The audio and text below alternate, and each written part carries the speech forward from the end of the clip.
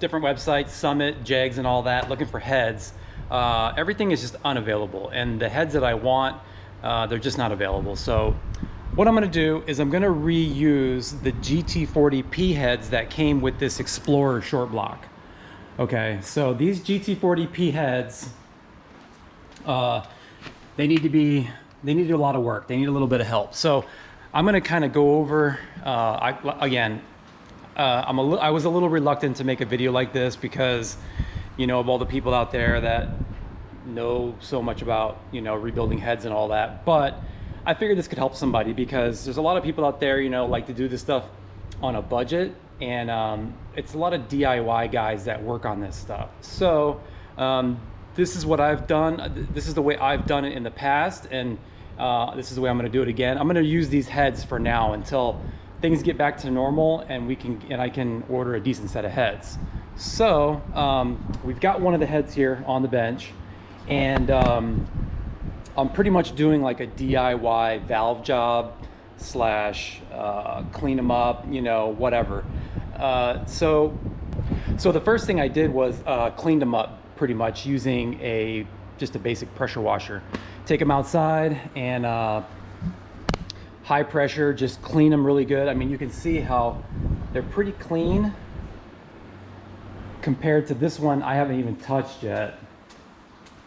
So you can see all the carbon and all that and the rust, and so yeah, that one's pretty rough compared to this one over here. But yeah, I mean, pretty much pressure washer. You just stick it in there and pressure wash the insides really good, all the ports and all that. So when I got this thing apart, I noticed the valves were pretty pitted, especially the exhaust valve, and you can pretty much lap that out of there. It may look like you can't, like it may look like there's so many pits that you're like, oh, I got to take this to a machine shop, or you know, you just abandon the project because of that. But you don't have to. You can actually get them pits out of there. So I went ahead and did these three here, okay? And I'm going to show you guys how to do this one here. As you can see, you see like there's a nice fine gray line all the way around on there, and also the valve too. These ones over here are done, okay? This one here is done too. I just hadn't marked it yet.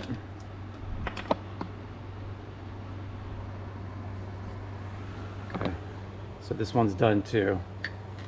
So the reason I marked them is because once you lap them into one of the, you know, seats, you want to keep that valve with that seat, okay? So I marked them here, 1, 2, 3, 4, and then on the other head I'll do, you know, 5, 6, 7, 8, and then just make sure you mark all the valves, and yeah, you'll be good to go on that. So I did do like a little leak test on these. It's pretty simple to do. You just put the head flat on the ground, put some water in there, you know, nothing fancy, water or even brake cleaner. Just fill this up, water's much cheaper, and then blow some air behind the valve. Okay, you blow some air in here, and you're just looking for bubbles, okay? And they were bubbling really bad. So I'm gonna try this. I did check over the deck too. That's another thing to note on these heads. You don't have to take these heads to the machine shop to get surfaced. Like when you rebuild these heads, just check them to make sure there's no like warping. I mean, you can just check in certain areas with like a straight edge, you know, and if there's no like major warpage and you can't see anything, you know, you can't see any space underneath your straight edge, don't get them surfaced. It's not worth it, because on a stock application like what I'm doing now, this is not like for a race head or using multi-layer steel gaskets or anything like that. This is just a stock rebuild, okay? The stock head gaskets like Felpros or even like a Ford gasket, they're extremely forgiving, okay? You can seal up a lot with them, even nicks in the head and all kinds of stuff. They're very forgiving. You don't have to worry about that.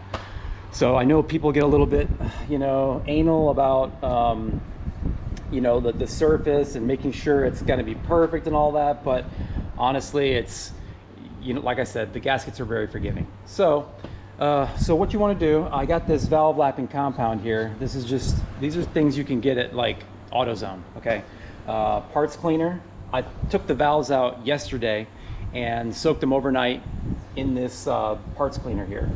And it just kind of loosens up the carbon. It doesn't get it all the way off, but I'm going to show you the way I do it to get some of the carbon off. This is just regular valve grinding compound Permatex. Get you some oil, okay? And you know, you got your standard valve lapping tool here that you can get at like Advanced Auto or anywhere. And you want to use I use a drill, and then get one of these chuck bits, okay, where you can put a socket on, and then this, you just take it off the wood, and it fits actually perfectly over that little bit there. So that's going to help you. You know, that's better. Doing it this way is better than hooking the drill to the back of the valve, because when you hook the drill to the back of the valve, you can kind of side load it, and it's not. You're less consistent with it. So with this, you're not going to do that. Okay, you're not going to side load the valve and make it crooked and bind up on the valve guide. Okay, so this is somewhat of a better way to do it. I've actually watched this guy do this about 2.5 years ago. I think it is 2 or 3 years ago on YouTube. Do it the same way, and then I've been doing it the same way ever since. It works really well.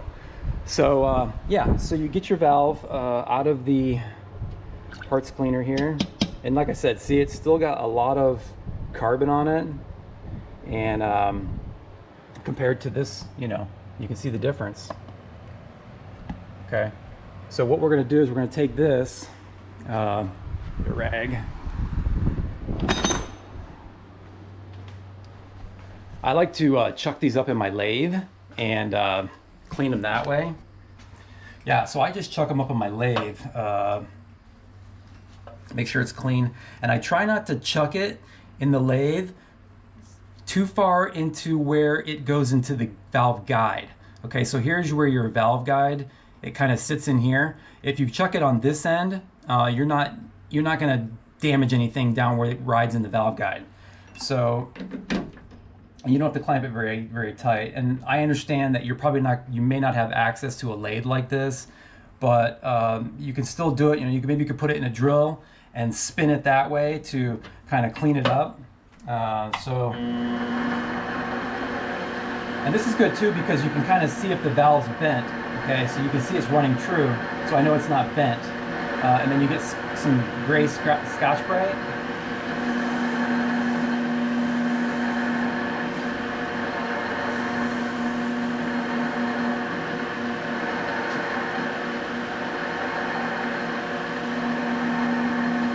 And again, just stay in.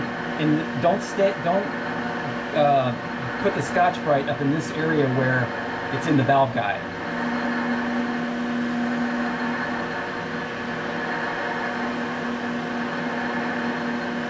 And then you can also use like a wire wheel. But again, just keep it in this area. Don't go back here.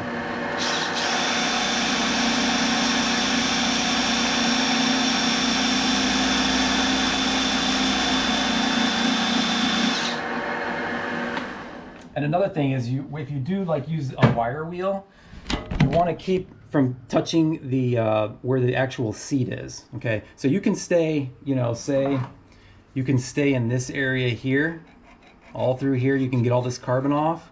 Just don't go up in here.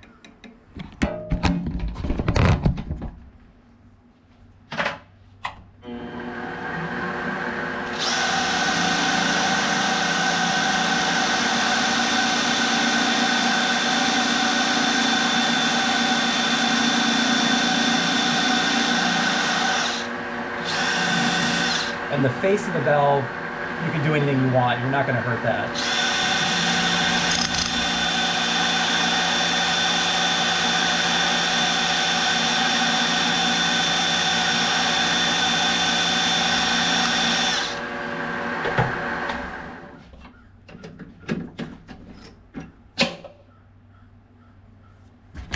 Yeah, I actually just picked this lathe up. I had another small little lathe, but one of the gears broke in it and it was skipping. So I picked this one up. It's a Grizzly machine. It's pretty good. It's a G0768.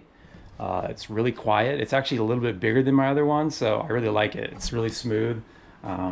Works real nice.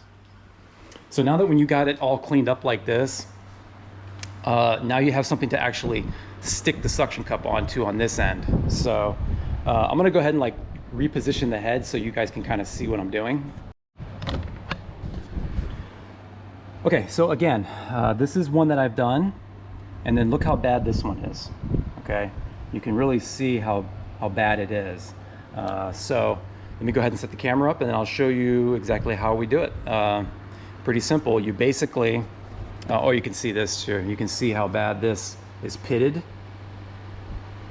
Okay, and what it's going to end up looking like is this. Okay, with that gray line. That gray line is what you want to see, real consistent all the way around. And then I like to get these are really cheap. You can get these on Amazon for a few bucks. They're like a jeweler's loop, and it really helps you see really close and inspect it, you know, as you're going, and to know if you're done or not. You'll see it. You'll see the pitting start going away, and once it's just starting to go away, then you're pretty good. You're good to go. So you just take your valve and get your Permatex, and you just put it right around the edge, all the way around.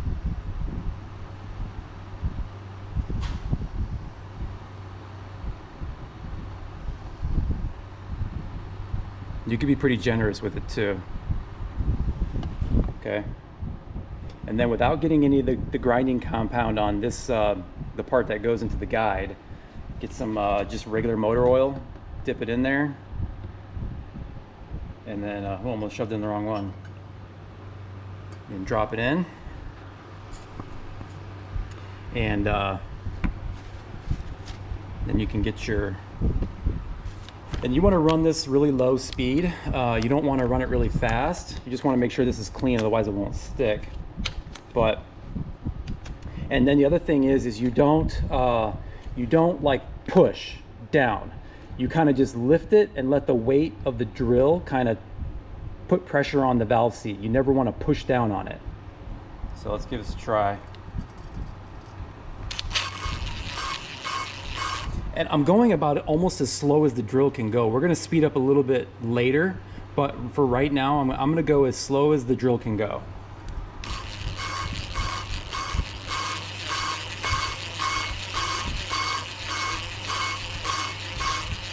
Then you can reverse it.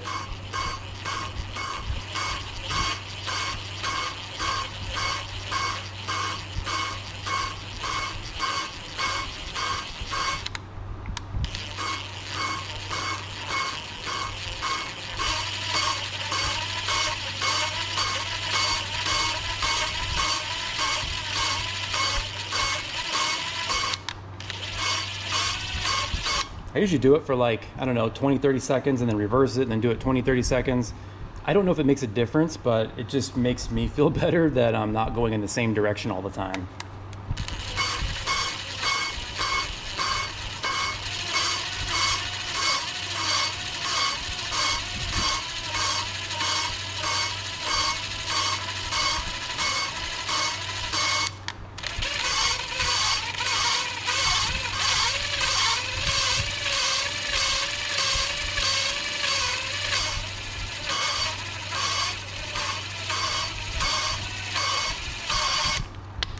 Okay, so I know we're not done yet, but I want to check it.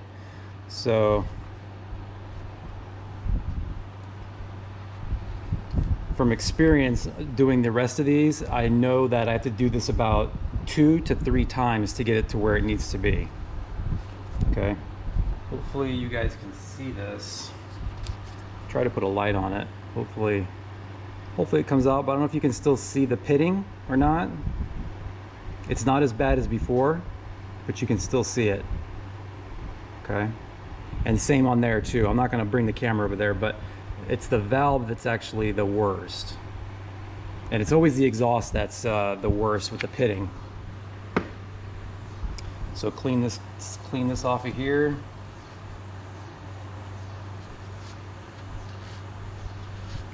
and really try hard not to get any of the compound here or down on your in your guide. And always put oil on it, you know, oil it every single time you redo it. Do this again. And I know there's different kinds of like you can get fine compound and coarse compound. I just use this. I don't worry about doing the different steps. Again, this is just a stock rebuild here. We're not going for max effort here, so.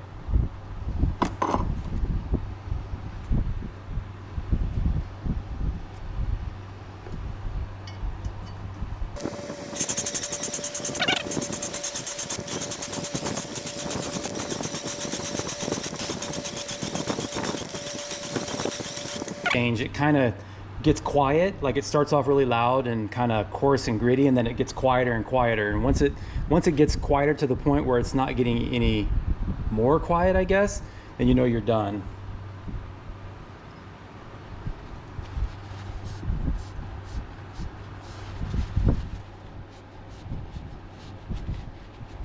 All right, let's see what we have now. Definitely getting better.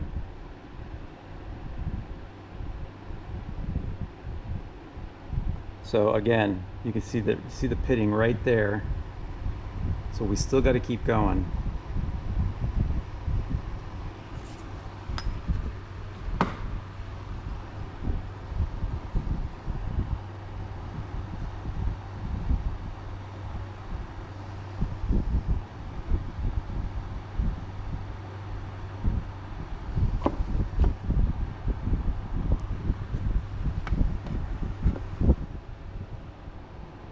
So I don't see, like, I mean, unless you're going for like I said, you know, some kind of performance build or something like that, I don't see why you can't do this yourself instead of paying a machine shop. I mean, these are just regular hand tools. This is nothing exotic here, so.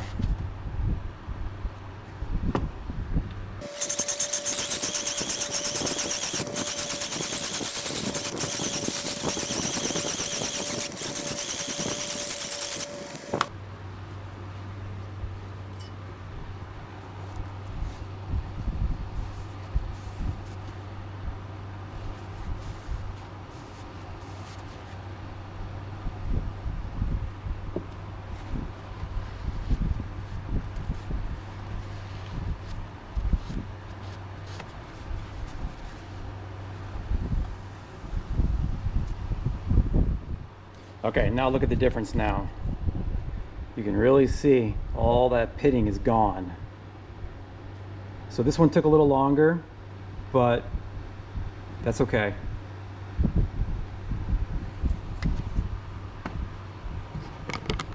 And I know that there's like other things that you want to like look at as far as like the width of the, you know, your contact area. But again, on a stock rebuild, it's not really going to make that much of a difference. You're not going to gain any power by having a 3-angle valve job or, you know, a tight line or whatever. You know, it's just, this is not that. This is, again, stock rebuild. So anyway, yeah, let me just kind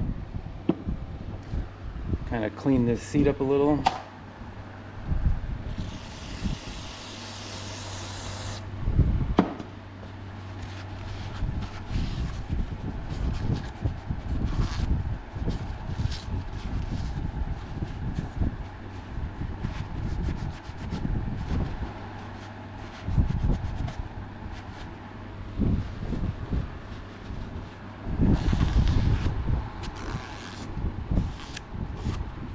So you can kind of see, it's really good, just like the rest of them.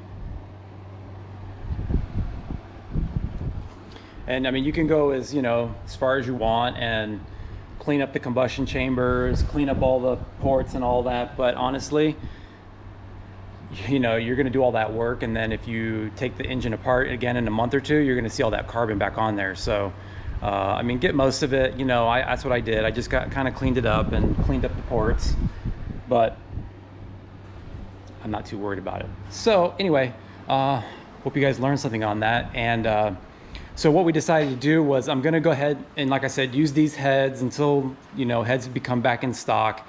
And I'm gonna use the GT40 intake. Just gonna clean it up, paint it, and all that. And then I ordered an Anderson N41 cam. The N41 cam is supposed to be a really good match for GT40P heads and just like a stock rebuild. I have a 75mm mass air. Let's see, where's that at? Oh, right here. Yep. 75mm mass air meter. Still need to find a throttle body like a 65 or probably a 65mm throttle body. And yeah, so that's going to be the combination. 306 with GT40P heads, Explorer intake, and N41 cam. I bought new lifters as well and stock head gaskets. I think they're Thelpro, you know, standard head gaskets. So yeah, and again, once I'm done with this and I got all the valves numbered and sitting up here, I'll go through and clean the whole head again. Okay, we'll douse it with all kinds of brake cleaner and just clean it really good, get all the grit, all this valve grinding compound out of there. So, but anyway, guys, I just want to show you that. Hope you learned something, and don't be afraid to try this stuff at home. These heads are cheap. I mean, what can you do? You can't hurt them. So anyway, guys, that's gonna do it for this video. Check y'all next time.